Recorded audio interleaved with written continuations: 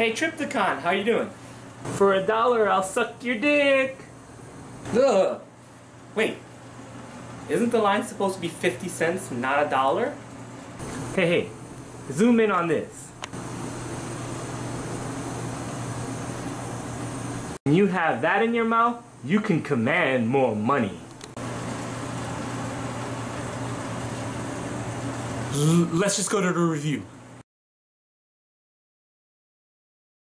Okay, now after that intro of sorts, yeah, I just got out of the theater. I saw the Happytime murders, and it's a story of a ex-disgraced cop who's now a private detective by the name of Phil Phillips, who is on the hunt because of a show that used to be on in the 90s called the Happytime Gang are getting picked off one by one, including one of Phil's relatives. It was Officer Shenanigans. Yeah, this is that type of movie. And he has to solve the mystery of who's picking off all these people from this old TV show from the 90s. This is a really good movie, I'm not gonna lie. A lot of people have been bashing it because they think all it is puppets making rude and obscure innuendos, and at one point in the Red Band trailer you see it where Phil is having sex with another puppet. And if you think that was offensive, holy cow, wait till you see a scene inside of a porno theater. Actually, a porno store. It gets funky like that. Our main characters are played by Melissa McCarthy, who plays Connie Edwards, who's Phil's partner on the force before Phil's got kicked out. And they actually do go into what happened to him, why he got kicked out. This movie has a lot of raunchy humor, as you can tell from the Red Band trailer, and it actually goes a lot further than what you see in the Red Band trailer. This movie is a really funny movie, but I never belly laughed. Like, it didn't come from down here. I chuckled, I sneered a lot, I laughed, but it was more like giggling. It wasn't a hearty laugh. So it's not the funniest thing in the world. It did make me laugh, like I said, constantly. It was kind of interesting because while a lot of people will compare this to like an R-rated version of the Muppets, it's actually a little bit more in tune to like 80s buddy cop comedies. And it has a lot of thread beats from a lot of those comedies. You'll have the part where you explain why the two ex-partners aren't friends anymore. Of course, they get back together, and so it hits a lot of the beats from those old cop comedies, or the old buddy cop stuff. They hate each other at the beginning. They learn why they were friends. We get the story as the audience of why they don't like each other anymore, and things like that. Elizabeth Banks is also in this. She plays Jenny, who is she was the only human character on the show called the Happytime Gang, and she's also an ex of Phil. And wow, I kind of wish she had more screen time. This movie's very short. It's 90 minutes long, and not a second of it was really wasted. I think probably the most waste in this movie was at the very beginning, when you see all the companies who produced this movie, because there was at least 6 or 7 title cards before the movie actually started. I do like how they did some world building really quickly with a lot of the stuff explaining. They don't explain how puppets came to life, but they do explain that they are puppets and that they are second-class citizens. I kind of wish they would have went more into it. This movie kind of reminded me of Bright, the Netflix movie with Will Smith, except this one was much better. In that but they never explore the differences. There's a point where someone says something to Phil and Melissa McCarthy, and Phil just straight up calls them a racist. So they do have overtones there. It's just not really fleshed out enough, but there's enough where you go, wow, if they wanted to make this longer and actually mean something or about something, they really could have.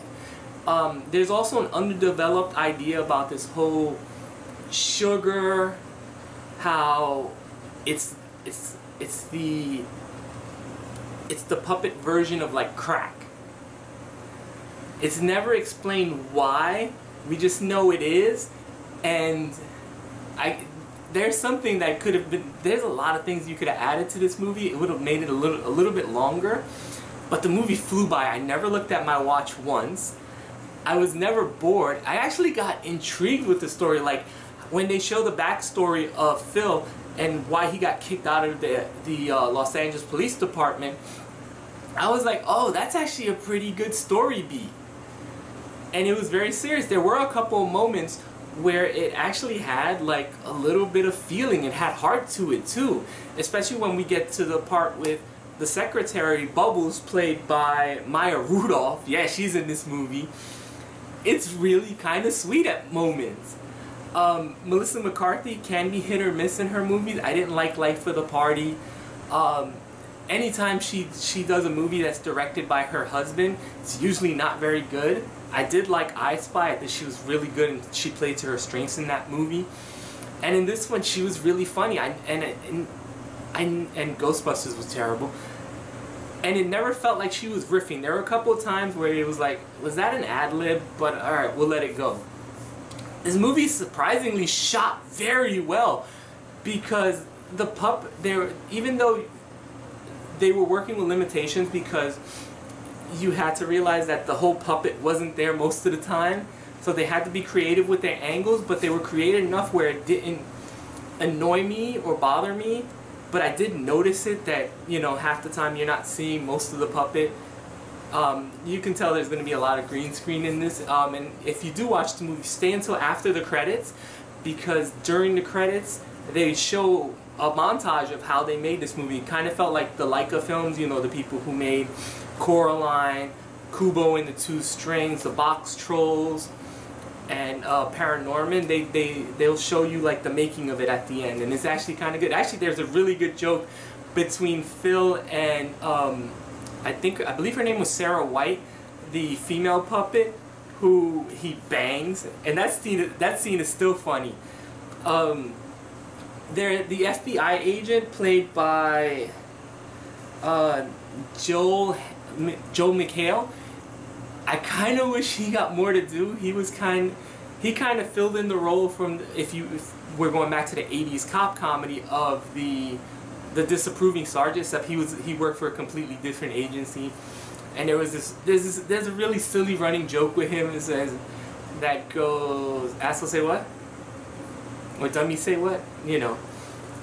It was kind of funny, I'm not gonna lie. The first couple of times at the end, it was just like, can we move this along? Or can we get to the jokes? It's a lot of Spitfire jokes, so especially at the very beginning. But it's really, you know, they're really hit and miss, but a lot of times you will get a good chuckle out of it. And I'm not gonna lie, and it might sound juvenile, I think it did add to the joke that it was coming from a puppet, but I don't think the racial part would have worked if this was with real humans. But, you know, everything else was shot really well. Melissa McCarthy was well. The puppetry was really well. There's the guy who ran the porno shop, he looked like a dude wearing a mask. That's how realistic he looked. All the other puppets looked really cool too. The murders happened fairly quickly. Actually, this goes from a buddy cop comedy, actually goes from a Muppet movie to an 80s cop comedy, buddy cop comedy, to The Fucking Fugitive, 2/3 of the way into the movie. Sprinkling a lot of, not a lot of depth to the characters, but there was enough there where I was like, I would kind of like Bubbles. I would kind of like to know more about her character. Phil and Connie, Melissa McCarthy's character, felt really fleshed out for as short as this movie was. I highly recommend this movie. I don't know why it's getting trashed on Rotten Tomatoes at 25% or so now. But then again, the same people who didn't like this movie like shit that I didn't enjoy, like Deadpool, which I thought was humorless, and something like Crazy Rich Asian, which if you took Awkwafina out of that movie would have been unwatchable. So yeah, I really enjoyed this. I give it a 7.8. It's funny, well shot. It's actually very intriguing. I didn't get the whodunit part of it right, or at least they swerved me on it. So that's always a welcome thing, especially when, you know, you're doing a murder mystery movie. So yeah, I highly recommend it. I will also warn everyone, do not take your kids to this movie. Not only is there the sex scene that is in the Red Band trailer, there are other heavily sexual jokes in the movie, including one that's a plot point that I will not be sleeping well for the next week and a half, and especially since I have to see this on Saturday again.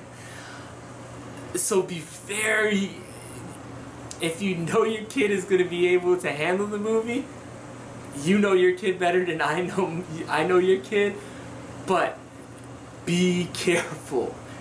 The language didn't bother me. The sexual situations are the ones that make me question, wow, you really need to be careful with your kids for this one.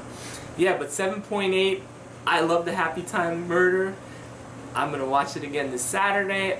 Did you see the Happytime Murders? Do you plan on seeing it this weekend? Let me know in the comments below. Like, subscribe, and I will be back for another review later this week. Bye.